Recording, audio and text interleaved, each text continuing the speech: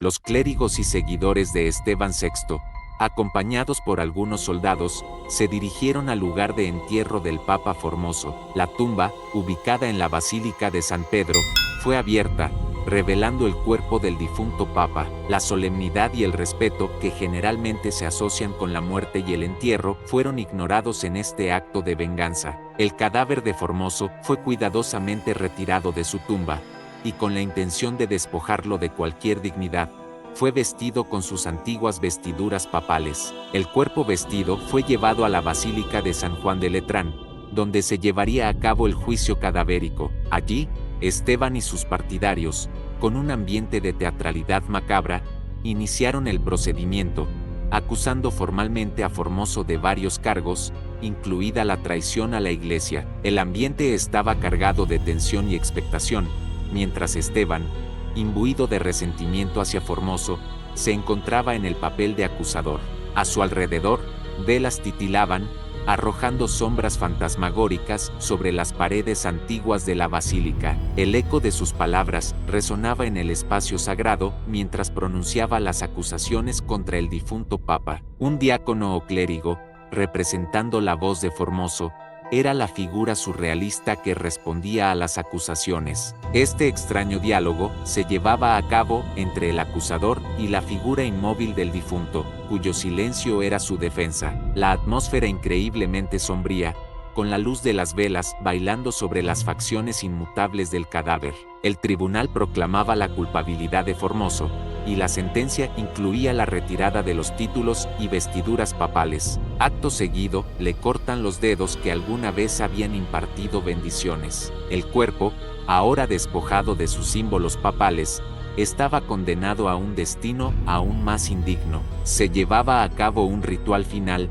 donde el cuerpo mutilado de Formoso era arrojado al río Tíber. Este acto finalizaba el juicio cadavérico, dejando atrás un evento extraordinariamente trágico y oscuro en la historia de la Iglesia. En este video, nos sumergiremos en este episodio, conocido como el juicio cadavérico, el cual es una narrativa inusual y perturbadora que ocurrió en el siglo IX en Roma. Acompáñanos mientras exploramos los eventos macabros que rodearon este juicio sin precedentes, revelando la intrincada red de conflictos políticos y rivalidades eclesiásticas que marcaron una era turbulenta en la historia del papado.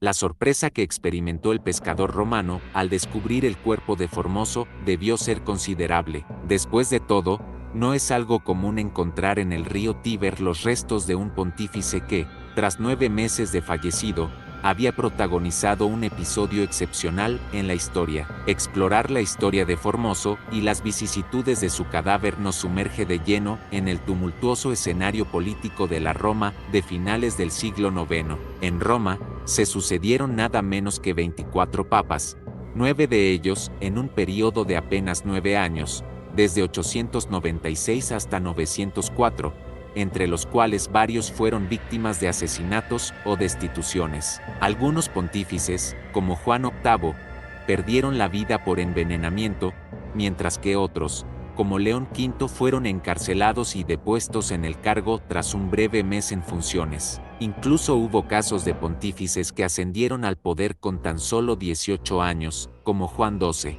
Durante este tiempo, el papado se vio envuelto en violentas luchas de poder entre las diversas familias líderes de la ciudad. Simultáneamente, participó en una disputa más amplia por el control de la península itálica. Esta pugna se libró entre los emperadores de Alemania, quienes durante todo el siglo IX se autodenominaron protectores de la Iglesia y señores de Italia, y nuevas dinastías emergentes como los marqueses de Spoleto, que buscaban establecer un reino independiente en Italia. Formoso se vio completamente inmerso en estos conflictos. Desde el momento de su consagración como obispo de Porto, una diócesis ubicada en la desembocadura del río Tíber, desempeñó numerosas misiones diplomáticas en nombre del papado, llevándolo a Bulgaria, Constantinopla y la corte carolingia. Durante esos años, Formoso se alineó con Arnulfo de Carintia, un bastardo de la dinastía imperial carolingia que aspiraba a convertirse en rey de Italia. Esta elección provocó la expulsión de Formoso de su diócesis y su excomunión por parte del Papa Juan VIII,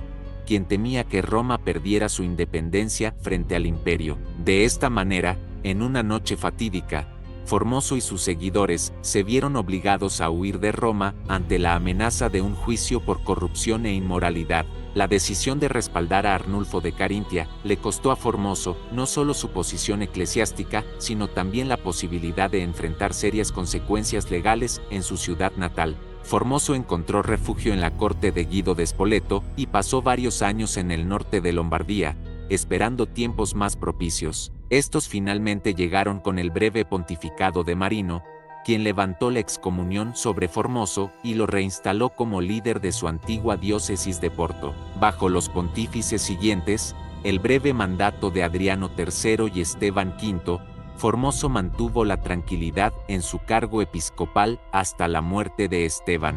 En ese momento, fue elegido como el nuevo Papa de Roma. El recién nombrado pontífice se encontró inmerso en una situación política complicada. Poco antes, Guido de Spoleto, tras vencer a un rival, fue coronado rey de Italia en Pavía y luego se dirigió a Roma para obligar al Papa Esteban a coronarlo como emperador.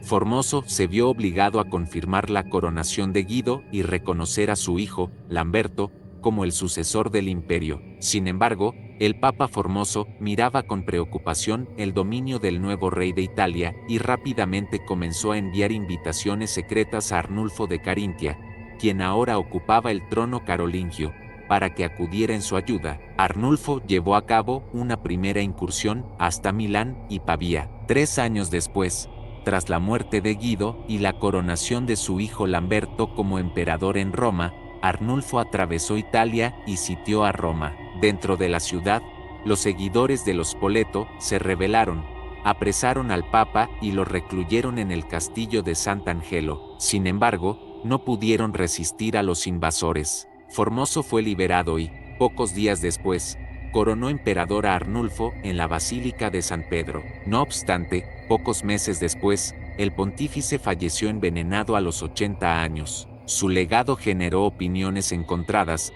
Algunos lo alabaron como un papa justo y piadoso, mientras que otros no podían perdonarle la traición a los Spoleto en favor del alemán Arnulfo. Tras la muerte de Formoso, los romanos eligieron a Bonifacio VI, quien murió a los 15 días. Le sucedió Esteban VI, antiguo seguidor de Formoso que inicialmente reconoció al emperador Arnulfo. No obstante, en cuanto Arnulfo abandonó Italia, Esteban se alineó con Lamberto de Spoleto. Decidido a vengar lo ocurrido meses antes, Lamberto se dirigió a Roma, que ya estaba ocupada por sus partidarios. Convenció al nuevo pontífice para que condenara los actos de Formoso y pusiera fin al aura de santidad que había forjado entre los suyos. La condena debía ser pública, con toda la solemnidad del derecho eclesiástico, ante la curia papal y todos los involucrados en la política de la ciudad. A pesar de la muerte de Formoso, se llevó a cabo un juicio póstumo, sacando su cadáver de la sepultura. La farsa fue meticulosamente preparada en todos sus detalles. Esteban y Lamberto de Spoleto ordenaron la exhumación del cadáver de Formoso y su traslado al lugar del juicio, un sínodo que contaba con la presencia de cardenales, obispos y numerosos dignatarios eclesiásticos. Ataviado con todas las insignias papales y vestido como lo hacía en vida, el Papa resucitado quedó sentado en su trono. El simulacro de juicio alcanzó tal extremo que se designó a un abogado defensor para hablar en representación del difunto. Los cargos contra Formoso parecían secundarios. Se argumentó que su elección como Papa fue ilegal, ya que ascendió al trono de San Pedro siendo obispo de Porto, en violación de una norma del derecho canónico que prohibía el traslado de un obispado a otro, aunque existían otras normativas que parecían autorizarlo. El sínodo firmó el acta de deposición de Formoso,